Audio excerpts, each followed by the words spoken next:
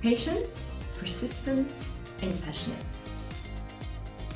I studied at school volcanoes and earthquakes.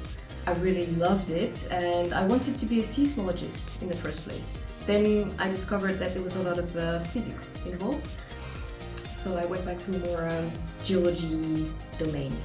The first one is the topographical map of the world that provides us a bit of an overview of what the Earth looks like. Second one is the geological map of France, because I'm French. It displays the type of rock that you have in the different areas and their ages in million years.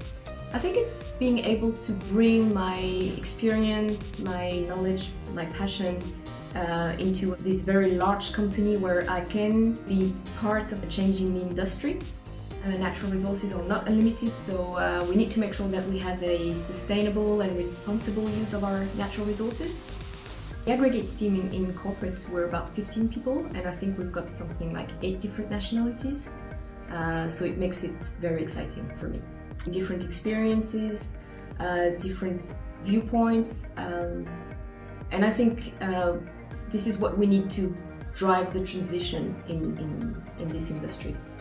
The big step, and it will be a big win, is when having gender equality in the company will not be a target anymore. And I still believe it's important that we have targets on gender equality, but when gender equality will become natural and something that is on an everyday basis, I think this is when we can call it a success. It's not just about the use of the building, but it's also what type of material we use to build them. I think the key here is making sure that we increase the amount of recycled material, have a more circular economy. We need to make sure that whenever we can avoid having an impact on the environment, we should do it.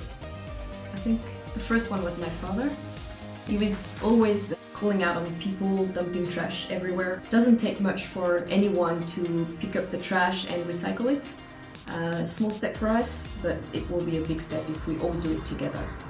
I became more aware of, when doing groceries, what type of packaging I'm buying. So I can either reduce the amount of packaging I buy, or I try to look for packaging that I can recycle after.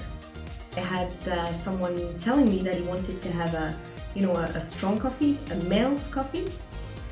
And I asked him and I said, but what is a woman's coffee? Is it a weak coffee? He couldn't answer. Well, tea for breakfast and coffee for the rest of the day.